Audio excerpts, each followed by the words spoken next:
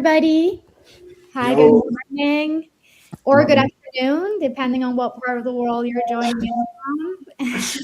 Yeah, I see people joining in, so I'm going to start off by introducing myself real quick.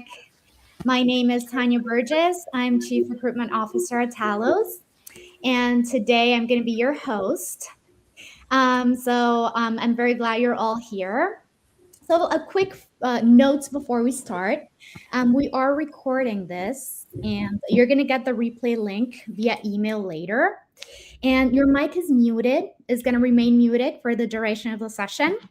But the chat is open. So, if you want to drop your questions there later, as they come in for our Q&A at the end, you're more than welcome to use it. Also, you can start off by telling us where is it that you're joining us from. And you're also going to see a QR code to my left, and you can drop your questions there as well. So today is the first session of a 3-part webinar. So I want to give you a quick overview about what this session is going to be about. So we're going to talk about strategy when it comes to global hiring. We're going to talk about the popular regions, why companies are choosing to hire globally. And we're also going to talk about some of the risks involved and how we're handling those. That is the first one. That's why we're here today. And then we're also going to have session 2 and 3. Session 2 is going to be about how to build your team. So we're going to give you a guide for setting up a remote team. And then session 3, we're going to talk about how to keep it running well. So we're going to give you tips on managing, measuring, and growing your team over time. It's going to be a lot about retention. So with that said, let me introduce our speakers here, and thank you both so much for joining. With us, we have Sebastian Martinez. He is the CEO and co-founder of Talos. He built this company from the ground up, and he specializes in nearshore tech talent from Latin America. So, Sebastian, would you like to introduce yourself as well? yeah, of course. Thank you, Danny, for the warm intro. It's good to talk with you also, Brett, as always.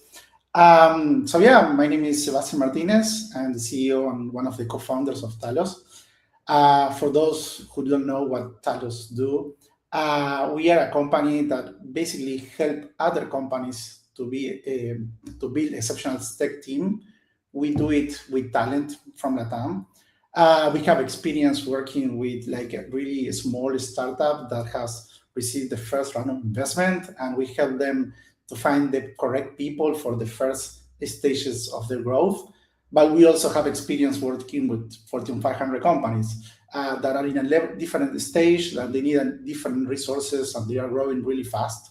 So we have experience working with the different stages and size companies.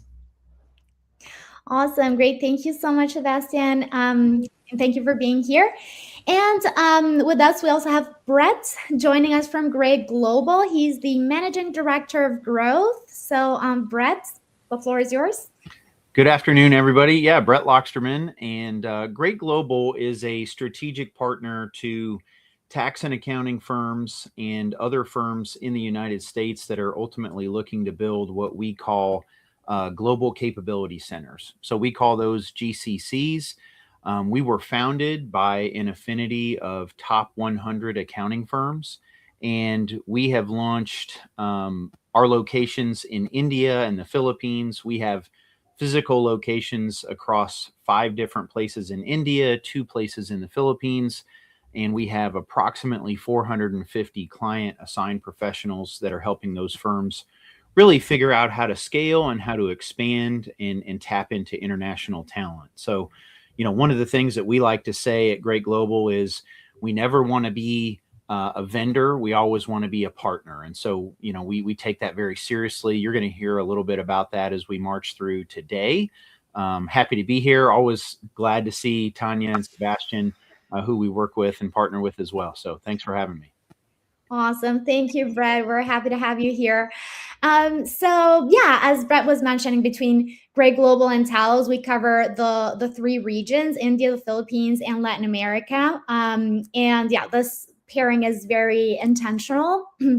And today we're going to cover all three of them. We're going to give you a sneak peek of each one of them. And the idea here is to help you find the one that fits your needs best. So with that said, I want to start off this conversation by saying that every company's hiring story looks a little bit different. And, we know there's not a single truth for everybody here. But what we've seen is that a lot of leaders from companies have slowly started changing from the typical traditional model of, hiring domestically and growing the team locally to exploring global hiring. So I want to start off with Brett here, and I'll hand this over to you. And because I know you talk to companies about this all the time. So, what do you see is changing, and why are companies choosing to hire globally? Yeah, ultimately, I think a lot of it starts with capacity. That's where firms kind of feel it, at that very first moment. It's kind of like the concept of, bankruptcy. It's like, how did that happen? Well, it happened, very slowly and then all at once, very rapidly at the end. And that happens in the same way when you're trying to find talent. All of a sudden you may realize that you're behind in terms of the talent that you want to expand your company and scale out. And so one of the things that we find now with our market in the United States being repriced, folks that are in that mid-level portion of their career, maybe 8 to 10 years of experience, are just demanding a higher salary. And so ultimately that shrinks down the pool of individuals that companies can go and find, unless you just have super deep pockets and you're trying to, kind of buy a candidate. The mid-level companies that we work with just really struggle to find top talent. At the same time, companies are facing margin pressure, right? So we know that as wages increase, the amount of margin that a company is able to make kind of goes down. And so, one of the things that's somewhat beneficial as part of the GCC build is that you get a little bit of cost savings. But that's not the only thing, that's not the only thing that we focus on. And ultimately, what we're trying to find is, those leaders that are looking for taking action the right way. They're solving the problems they need to, and they're thinking outside the box when they do that by looking at global capability centers. Yeah, totally. And I want to hear your take too, Sebastian. Yeah, I was going to say, of course, the cost saving probably is one of the most obvious, and people usually associate terms of if you work with people from other regions outside of the states, is going to be more cheaper in terms of cost. But also, and I can talk a little bit more about also tech. Sometimes you cannot even find the profile that you're looking for. If you want to have people going to the office and having the traditional type of work, you probably are going to miss a lot of skills that you need if you want to be a great company. If you want to have extraordinary results, you need to have these talent people. And when you start thinking globally, you can access to this talent and to the experience that this talent may have, that if you focus only in your city, only where you have your headquarters or your office, probably you're not going to get it. And if this people is there, you're also competing with a lot of companies in the region to get to this talent. So yeah, I think it is of course, the economy aspect is important, and usually is one of the first things that companies think when they go to global hiring. But also you can think about oh, I need this type of profile, and I know that if I want to find it in my area, in my country, is I'm going to compete with a lot of companies. Maybe there is people with the experience that I need. And when you think globally, you can access to extraordinary talent. And I think that is one of the most important things from our experience. Yeah, totally. I think the world is big. There are so many amazing professionals everywhere. And, expanding is one of the things that companies are starting to do very smartly, actually. And I want to know, because you mentioned tech and, you specialize in tech talent. And in this era of artificial intelligence, how do you think AI is changing how we think about hiring in general? I think AI is something great that is happening um, from different perspectives, especially for global hiring. For example, LATAM is one of the places that I can say from our experience that has been working with AI in the last 10 years. Before it was called AI, when we talk about machine learning and data scientists, before now everything is under AI, but 10 years ago it was machine learning and was data scientists. And we have a lot of companies here in Latam that have been working for many years. Even like if we take our case in Talos, like one of our board members was named by the Time magazine as one of the 100 people more influential in AI. So that tells you that a lot of things have been happening in the last 10, 15 years here. So when you think about how companies are competing for this talent, you have here a lot of people with a lot of experience that you couldn't find um, before. And I think that is what is happening. Like AI is changing how companies work. AI is making people more efficient, but you need to find the people that can use these tools. And I think looking in other places is a good place to get access to this talent. Totally. Yes, yes, I agree. That's great. And so I also hear, sometimes people saying that remote work is, like a pandemic kind of thing, a pandemic fallback. And people are need to be local, need to be in the office in order to succeed. What would you say to that? And I'll hand this over to you, Brett. Yeah, I would say, that's maybe was true in, 2021 and maybe the early part of 2022. I think, one of the things that really shifted in the global capability center market is the type of talent that companies are looking for, because the old mentality of we're going to take the work that is, maybe the least value work, the most transactional work, we're going to push that over to a remote environment in a GCC where it can just be put on repeat. That model may have worked 20 years ago. Now, what we really see is a strive to take the high level professionals that are doing review work, that are doing the most upper level work that is available, and they're doing that work remotely in concert with their team in the United States. The NASCOM GCC annual report from 2024 was very clear. India's GCC sector specifically has moved up the value chain. And we talk about this all the time. It used to be that an accounting firm would just look at prep work being done in India. Now we have firms that have complete sign off being done by their teams in India, the entire life cycle from prep work to sign off. So, I really think as folks consider what can be done offshore, they really need to start moving their mindset from simple transactional based work all the way up to the highest level of work that they have within their firm. Yeah, I couldn't agree more. That's totally true. I mean, it's not a fallback, but it's something that's here to stay. And yeah, okay. So, well, thank you both. I think that was a helpful way to frame this, and it sets the stage for everything that we're gonna talk about next. And I want to talk a little bit about the regions and give you all a clear overview of the three main regions that company are choosing when hiring globally. So and again, like, I want to make sure to mention that there's no a single best region. The best region will depend on your specific needs and what you're trying to build um, right now at this moment. So Brett, let's continue with you. Why don't you start us off with India and then maybe move on to the Philippines? Yeah, absolutely.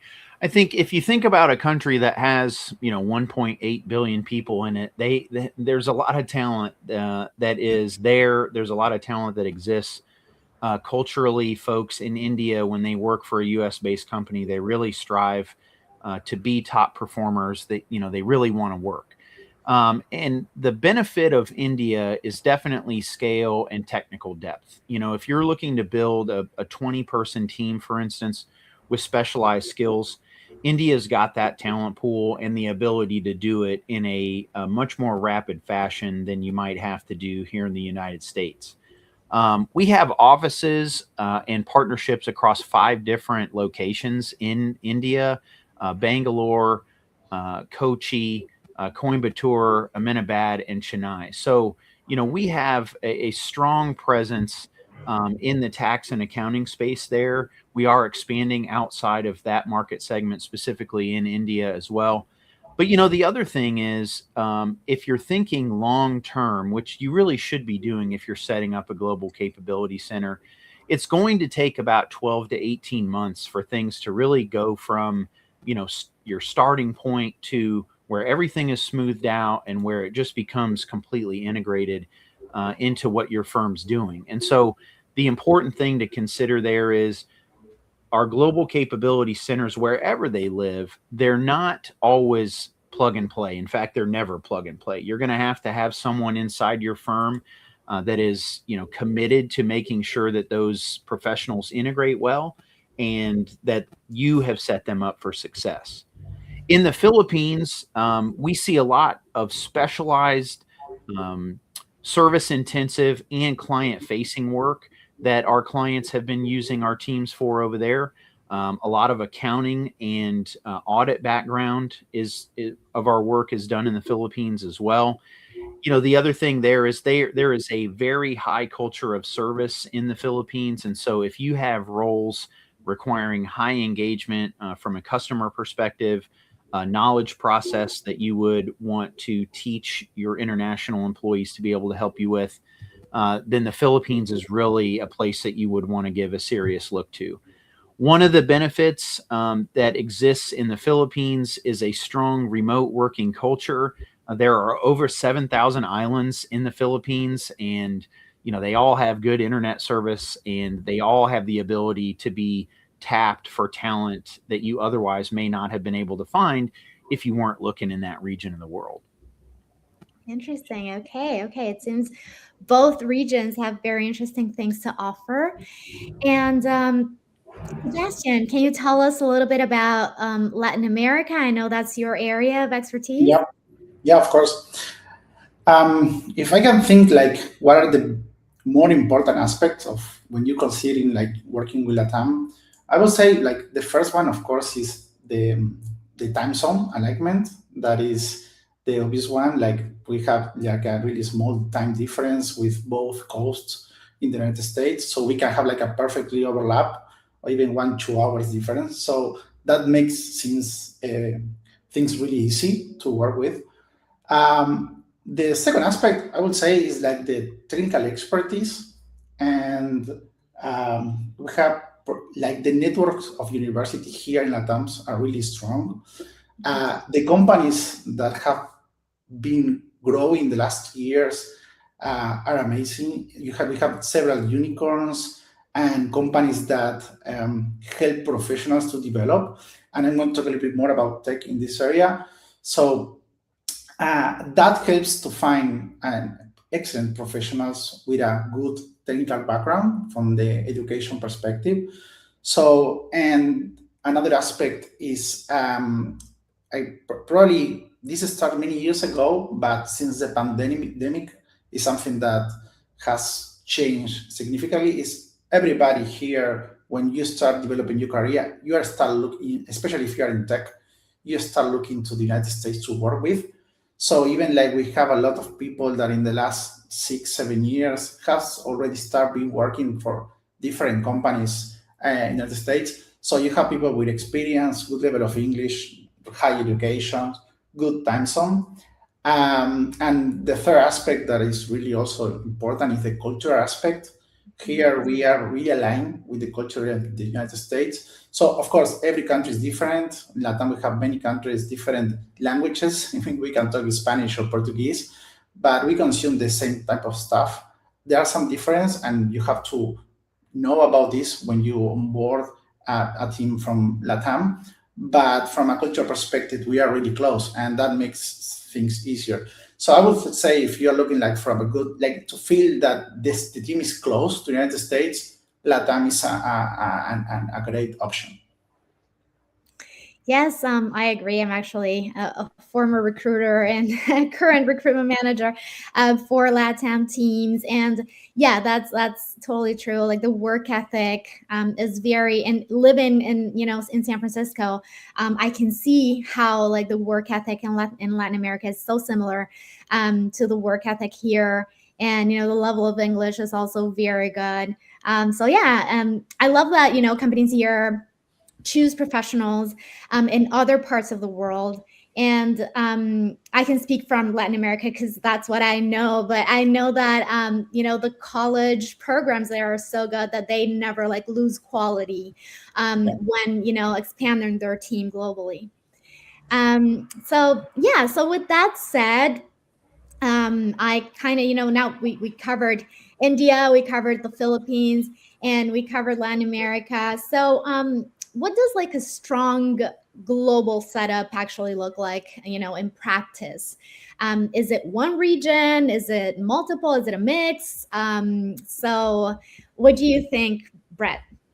Yeah, I think ultimately it's utilizing the best skill set potentially from each region. And we have clients that have really maximized this opportunity, and specifically they have targeted different countries for different purposes and different sets of skills that they're looking for.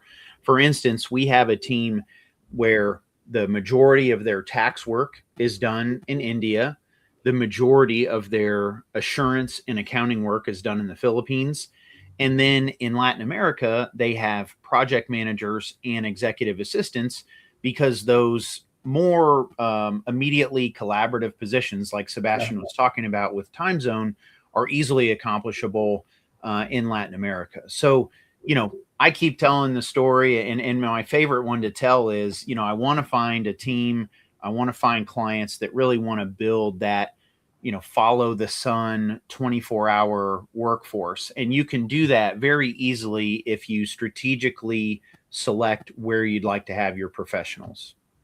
Yeah, I want to add to that, Brett. I think the most important thing is what is your business goal and what you want to achieve. If it, like it's not you start thinking about the region, you start thinking about the problems that you want to solve and how you want to achieve it, and from that you can like figure out like, oh, how I want to build this team if I have this global capacity. So yeah, I think like everything in business, you need to have a goal and you want to achieve, and after that you go back and say, okay, I have these regions, which is every advantage of each one. So yeah. Totally. Clarity first, execution next. Exactly. Great. So, thank you both for this context on the three regions. I think it helps everyone, here think more clearly about their own teams. And now I want to talk about something that is probably front of mind for some of you.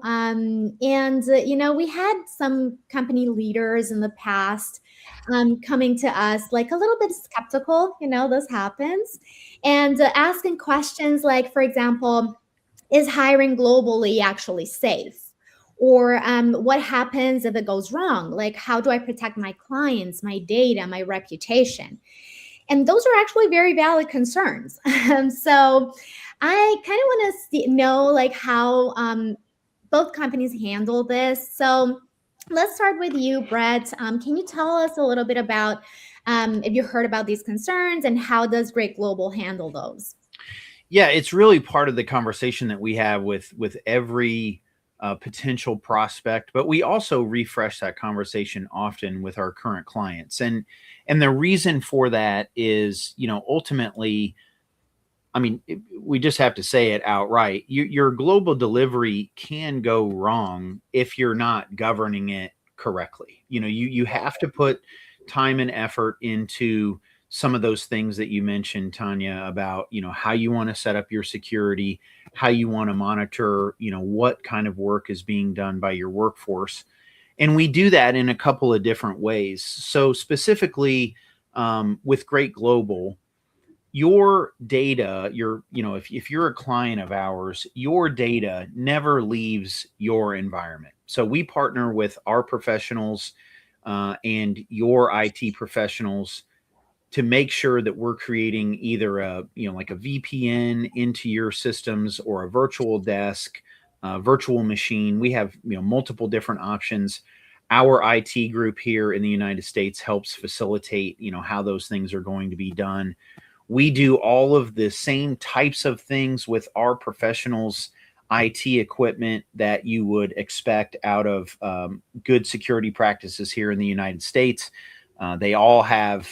They do not have the ability, I should say, or they all have the restriction, rather. They can't plug in devices where they can download information from the computer onto a thumb drive or something like that. All of our professionals have multi-factor authentication. That's an absolute table stakes for us. All of our professionals have a backup plan should there be an event where they're losing internet connectivity. So whether that's due to power outage or a natural disaster that happens, those happen in the United States too. All of our professionals have a redundancy in place to be able to get backup online when it's safe, of course, for them to be able to work. I think the other thing that you want to make sure that you're doing is ongoing training. And so, it's important. Cybersecurity across the globe. It's not just a buzzword here in the United States. At Great Global specifically, we have weekly training modules that our professionals go through, and they do training on cybersecurity. It's part of their evaluation. It's part of our ongoing commitment to making sure that they're keeping data safe. We all know that the most important safety measure in any sort of cybersecurity measure is the human being, right? Like, you have to be able to kind of sniff out some of those phishing expeditions and things like that. So, those are the things that we do. It's not a module that you go through in your onboarding and then it's never touched again. It's something that we touch on all the time. So there's a constant focus on security, engagement, and being proactive in how those things are taking place within that virtual environment. That's awesome. That's actually very reassuring to hear. Sebastian, what's your take on this? Yeah, completely aligned what Brad was saying. Probably I want to add to this, I think security when you're working remote is like one of the biggest concerns, because you're working with people that is not around your office, is not in your country. So even like the politics or the legislation behind that, you need to be careful. So compliance is one of the more important aspects. I will say that this is like a multi-layer problem. Like, it's not that you're going to do one thing. You need to think different things in order to decrease the risk that exists. You need to know that. But when you have a partner that have experience in this, that risk decrease. And we have seen, like, from our experience, and Tani, we work together, so we have seen this many times, that people sometimes do even like identity fraud, that wants to say that they are another person. So you need to be careful in that. And a way to decrease that risk is like have multi-layer steps. And what Brett was saying about like the environment, the information, the system that the people, the talent have access, that is an important part. Another important part is all the contracts and compliance that you take in place with the client, with the talent. I would say another important part is the background check process. You need to be sure that the people that you are onboarding to the company is compliant with your policies. Depending on the industry, also you have different frameworks with people that you need to have experience if you are like in health, HIPAA or SOC 2, or so there are different steps and layers that you need to have in account. And if you put all that in place, you decrease like significantly the risk of having a problem in that area. And I think like having companies like partner for all the that operation is important, because we have seen this, and it's more difficult to have problems in that area when you have a company that is doing this all the time for different clients. Totally. Yes, and what you were just mentioning, about the fake profiles. As a recruiter, we sometimes have interviews with fake profiles, but thankfully AI is not as good right now, so we still can tell when it's Yeah. a fake profile. But if tomorrow it becomes that good, we still have like so many steps before hiring somebody that will expose them. So that's not a problem. Great. So I also wanted to introduce actually like another topic here. And this is something, that at most webinars will probably like not talk about or skip. But we want to really keep it real here. And we want to talk about what can go wrong, like because we do talk about all the bright things about hiring globally, because it has a lot of benefits and we truly believe that and we see it in practice. We also want to give you an honest overview of what can go wrong, because we do think that when you know what can fail, um, it's a good tool for you to avoid it. So maybe Sebastian, would you like to like continue and tell us what are those things that can go wrong and how we handle it? Yeah, like started like the security aspect was one of them. Definitely is one of the things that you need to take into account. I would say like it's not that it's just plug and play. You hire someone outside of the United States that is suddenly is going to be part of your team. So there are different things going on. Like the culture aspect is really important, how the company works and what you expect from a talent that is going to join the company.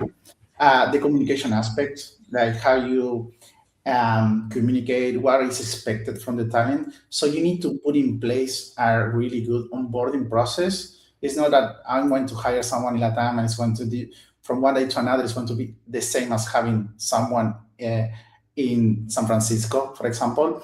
So I think that is the onboarding is something that you need to take into account. And also like you're going to be working with different time zones. And so knowing how to organize, have the tools that you need. I think that is one of the cool things that happened in the last 5 to 6 years, since like remote becomes more like a standard. Like there are a lot of technology. I remember when we started Talos, technology wasn't the same as we have right now. So it has evolved a lot. Like even thinking if you have a meeting in Google Meets, now you can have like real-time translation, and that wasn't like 5 years ago. So even if you're having problems with the language, you have tools that can help you with communication right now. That 5 years ago wasn't something possible. So I would say like communication, the cultural aspect, the expectations, the alignment of the goals, set up the correct time zone. Those things, if you don't put it into account, like the daily work could be a mess. So you need to be sure that you are knowing that you are working with people from other places. Yeah, that's absolutely true. We see it all the time. Brad, what's your take on this? Yeah, I think, we have taken over some teams from other global capability center providers. And what we hear the most as the reason that, another provider or, someone has had a bad experience is really centered around governance. And that's like Sebastian said, you're not going to set up a successful global capability center in a plug and play environment. One of the things that you have to be very clear eyed about as you march into setting up an international team is who owns the responsibility of the international team within your firm? Who's going to be the champion for making sure that that works? Who is actually managing those individuals. It's a question that we ask when we bring someone on board. The person that we're talking with and that is hiring the professional may not be the individual that is managing them. That's also very common in the United States as well. And I think one of the things that we do is we spend a disproportionate amount of time on the front end of things, working on that governance structure, working on the culture change and the integration. We like to go on site, have meetings with companies as they're starting these firms and the global capability centers offshore to really talk about, here's the difference in culture between India, the Philippines, Latin America, really help everyone get the right mindset as they get started. Because if you think you're just going to contact us to hire a tax preparer, or you're going to contact Sebastian to hire an M365 developer or something, they're going to show up on day one. They're going to completely knock it out of the park. That's just not going to happen. That doesn't happen in the United States either. And really, one of the biggest failures that US firms have is that onboarding step. You really have to bring someone on the right way, get them integrated into your company. And we spend a lot of time really focused on that. And that helps start the process of that governance first mindset as opposed to production first mindset. And that's really, as you venture, if you're a leader listening to this webinar today and you're thinking, this sounds great. Yes, the product that you're going to get, the result that you're going to get is going to be very good. It's going to help your business scale, but you have to do it the right way. And that takes a lot of oversight and governance. You can't just hire someone and expect them to be perfect. Totally. Yes. I mean, if companies want to expand, grow, and become global, they really need a good plan. And that's what we're here for. that's what we do. That's awesome. Okay, great. So I want to thank you both so much for these answers. And we've covered a lot today, but I actually want to hear from our audience too. We have some questions that have been coming through the QR code in our private channels, and I would like to grab some of those and see if we can answer those. So let me see here. It'll probably pop up on the screen. Okay, so we have one question. Somebody asked, what does a realistic timeline look like from decision to a functioning global team? Okay, so Sebastian, would you like to take this one? Yeah, of course. I imagine that they are talking like have the team in place. So I think one of the more important aspects is the commitment that we have with the client and how they involve in the process. But from our experience, the process could be really fast, and we work in to do that. One thing is having one hire and having one person as part of the company, and that maybe we can talk about that in like weeks or even a month. The other part is if we think like probably the scale of a global team with a size of operation that we are talking like more people, as Brett was saying, that could take several months to put that in place. But again, it's depends, I think, from our experience, from the commitment of the company that we are working with, and have serious, because it's not just the onboarding, the logistics to take in place, but also we need like as we were saying, in order to remove the risk, or maybe it's not impossible to remove the risk, but to decrease it, all the challenges that we have during the onboarding. If we just start to work together, we need to plan that in an effective way. I think that could be really fast, but again, it depends of the commitment of also the company we are working with. I don't know, Brett, from your experience. Yeah, very similar. I think, typically one thing that I have learned as I've started working with Great Global and partnering with you as well, Sebastian and Tanya, is the end of the hiring phases moves very fast outside of the United States. Here in the United States, you might have a final interview and you're not going to hear back for a couple of weeks on whether you've been offered that position or not. In all of the places that we hire individuals, that step typically takes somewhere between 24 and 36 hours after that final feedback interview. So, in terms of generating the offers and bringing your staff on board, that piece of it can happen fairly quickly. I think, to your point, Sebastian, if you're building a team of 3, 4, 5 individuals, you don't want to bring all 3, 4, 5 of them on in the same 6-week period. You want to kind of it's almost a little bit Yeah. like a locomotive, right? You want to keep filling the coal in the engine and let it get speed as you're safe on the track. So, I think it's really dependent on what your overall needs are. But we can move fast, we can support fast, we can also support moderate and long term growth. It's really up to you as Yeah. we learn about that during the onboarding phase.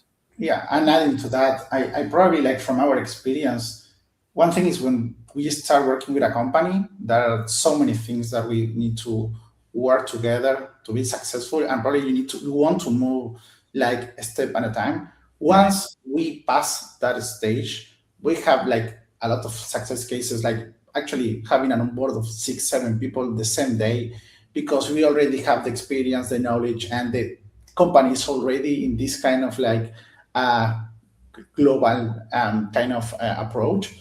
So if you're already in that stage, you can move at a different velocity. If you're just starting, our recommendation probably is going to be like, let's start like moving like slowly, but with intensity, because we are going to get there really fast. Absolutely. Yep. Yeah, slowly but surely. Great. So, oh, we have another question. Somebody asked, how do you onboard a global team member effectively? Okay, I love this one. Brett, do you want to take this one? Yeah, I'm really passionate about this piece of it because in my role as the managing director of growth, I also have to oversee our client success division as well, and that really is the ongoing relationship that we have with our clients. And so, I challenge a lot of them to treat their international team the exact same way that they treat their onshore team when you're talking about onboarding. And that's really all the way down to, if you're having daily meetings with an employee when they first start with your firm, you need to have daily meetings with your international team member as well. I saw a comment by someone else in our industry, and it really spoke to me the other day. And that's, you know, as there obviously are time differences between some of the countries that we work with, a lot of it is making that individual feel like they're part of the team. And sometimes that means that you're on the phone with them at 5 o'clock in the morning in the US, or you're on the phone with them at 9 or 10 p.m. in the US, because that's either their morning or their evening. You should never always expect your international team to work around your calendar. That's a big piece of the onboarding, as you span out across the globe. And I really think, as long as you're including your new team members in all of the same types of things that you're doing onshore, and you make that the same experience, that's the most effective way to get your international team up to speed and integrated as quickly as possible. Yeah. True. Just adding to that, from our experience, the companies that are most successful in having like remote teams are actually the ones that have like a difference. Like the companies that hire people as like this is a resource and it's going to work in something is one thing, but the ones that are actually really successful are the ones that think, oh, this is part of my team and this is a whole team. Usually the results are quite different because you can get to the next level of synergies and take the advantage of having like different talent join one team than just if you like, I'm going to have someone to do this just in, I don't know, LATAM or whatever. So I think that mindset, if you approach to this with that mindset, you are going to have excellent results. Yeah, and we the terms outsourcing and offshoring are often conflated together, Yeah, and they're two different things. To your point, Sebastian, outsourcing is really more of that idea of I need to hire a resource to do a certain thing for a certain period of time.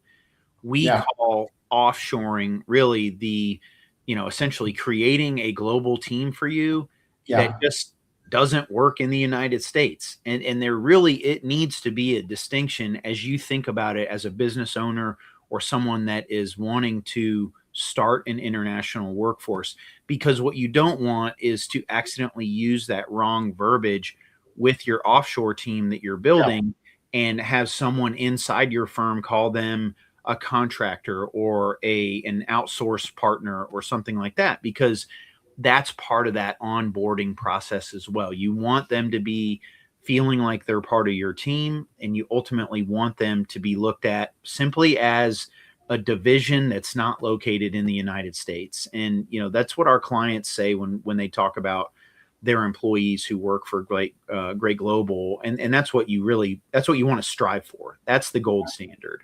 yeah. I think when you start talking, Brett, I think it was a great definition. Like at the beginning of the webinar, like there is this, like we do the same thing. Like we don't like to see us like a staff augmentation company, because like staff augmentation is like I put one people in place, but it's more like we are a partner and we help you to build these teams remote. So they are like two different approach, and I think like the strategic partner is where like both companies feel more comfortable in terms of like we want to help you to build this operation in a large scale globally.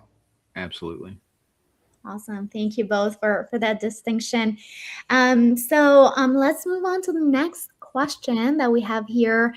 Somebody asked, how do you handle cultural differences and communication styles? Okay, interesting. Brett, can you tell us a little bit about this? Yeah, this is actually something that I think separates Great Global from some of the other providers that are working specifically in places like India and the Philippines. One, we're a US based company. Obviously, we know what it takes to work with US based firms. We hire individuals that are trained and are screened to be successful working for US based companies. And so, one of the things that we do with every new client is we will go on site and we will have a culture training event with the team that's going to be working with the Global Capability Center, or that's going to be interacting with international professionals. And what we do in that meeting, we tailor it specific to the audience. So in an instance where I might walk into an accounting firm that has partners and has staff members, we're going to have a separate meeting for the partners and for the staff members to kind of walk them through the individual challenges that they might meet. But also, we're going to talk very directly about the differences in culture between all three countries. There are different sets of behaviors between individuals that live and work in India than there are in the Philippines, than there are in the United States. And you cannot shy away from that, because what we don't want, again, if we want an integrated team, we're not trying to get individuals that live and work in India to assimilate into US culture. We're just, one, that's not appropriate, but two, it's just not going to allow you to be successful. If someone wants to move to the United States and work here, they'll do that. If they want to live and work in the Philippines for a US based company, then that's what they're going to strive to do. So, we make it a mission to really focus on understanding what those differences are, how you can be successful in that, and then ultimately, make sure that we set everyone up in the United States for success in working maybe for the first time ever with an international team member.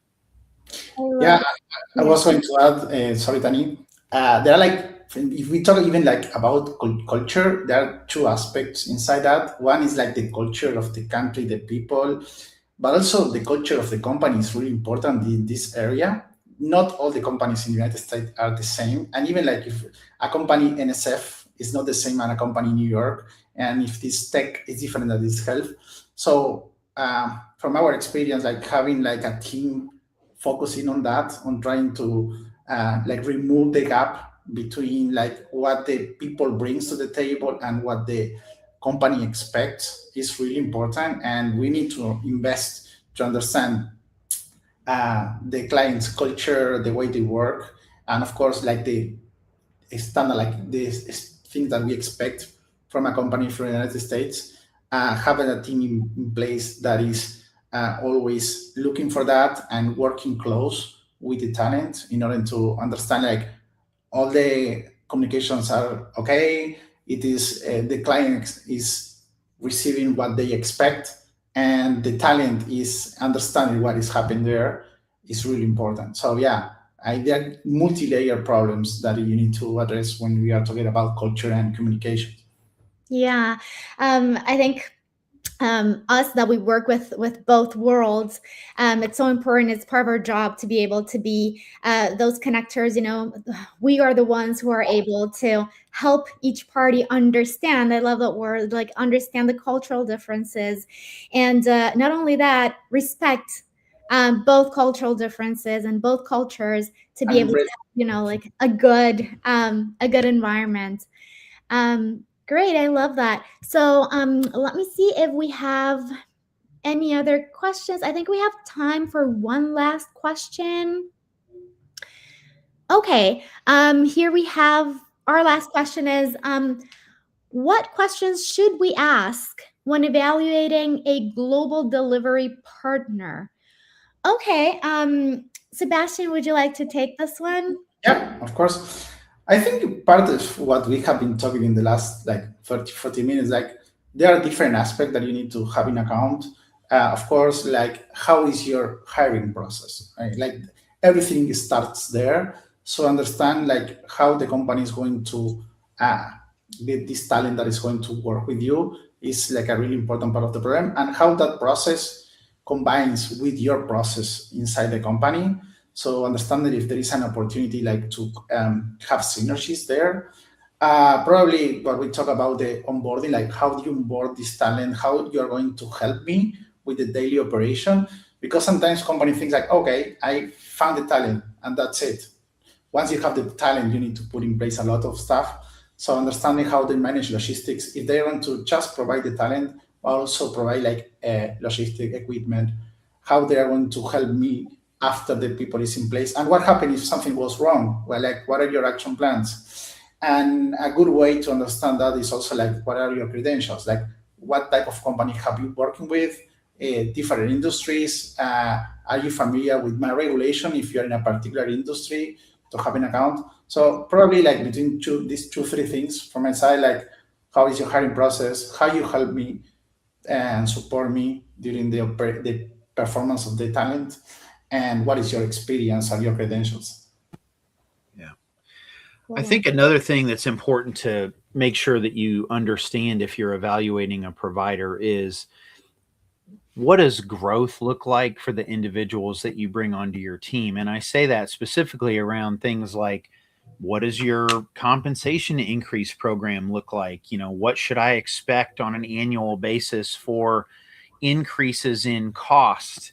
And what we have found in a couple of different scenarios as we've helped companies move from different providers is that there's a lot of things that kind of get left to translation. They get left to assumption kind of in that model. And so what you want to have a real crystal clear understanding of is, what does that look like for me from an experience perspective as a leader and as a customer going forward? Because you just like in the United States, wages continue to increase internationally as well. And what you don't want to do is get into a situation where you have effectively kind of lost some of that control or lost a little bit of that cost savings because you didn't ask the question on how that worked in the beginning.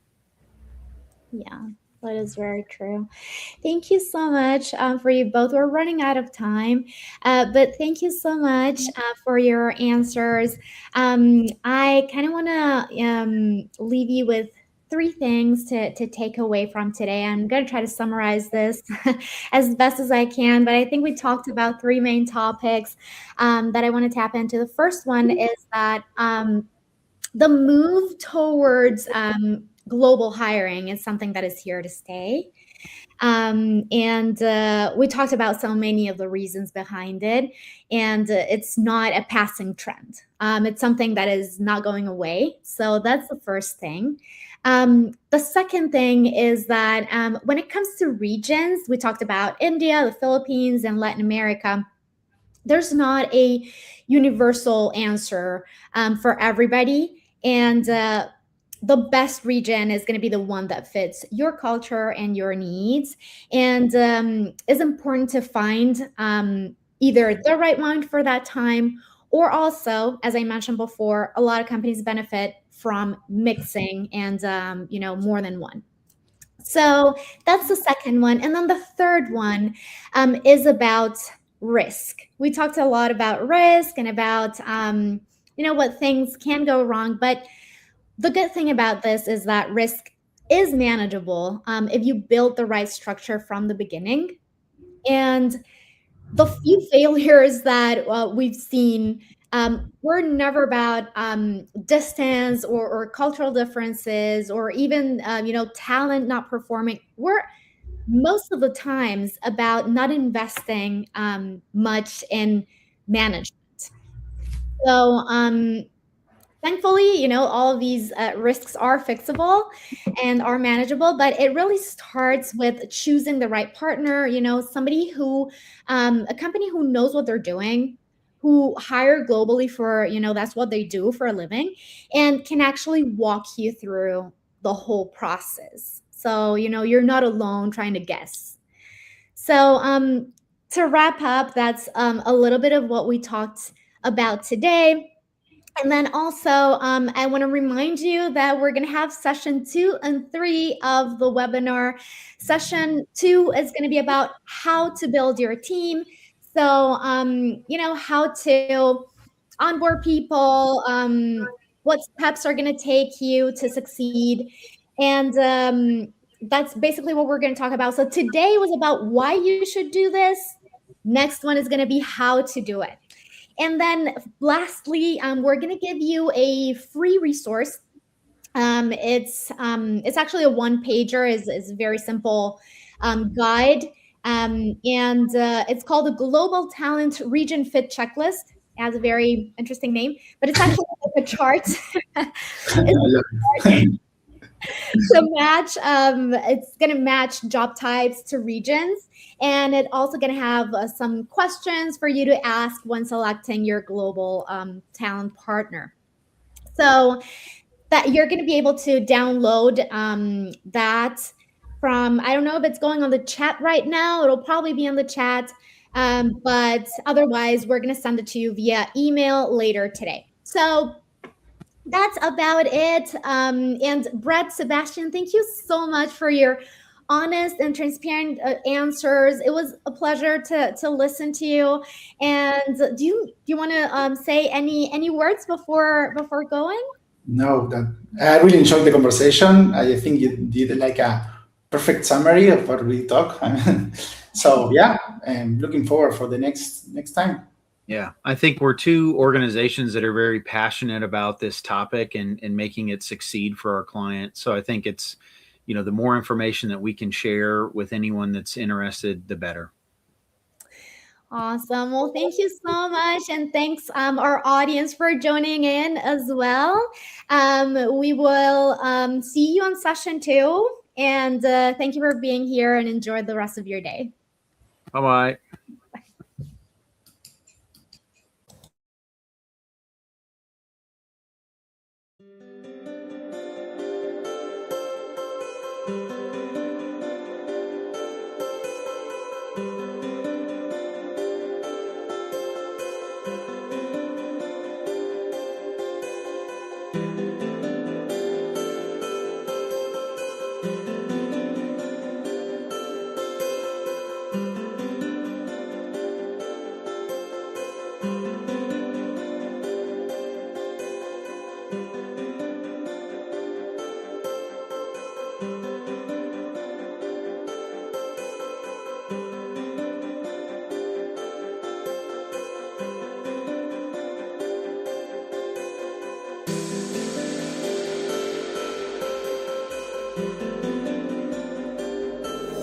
Bye.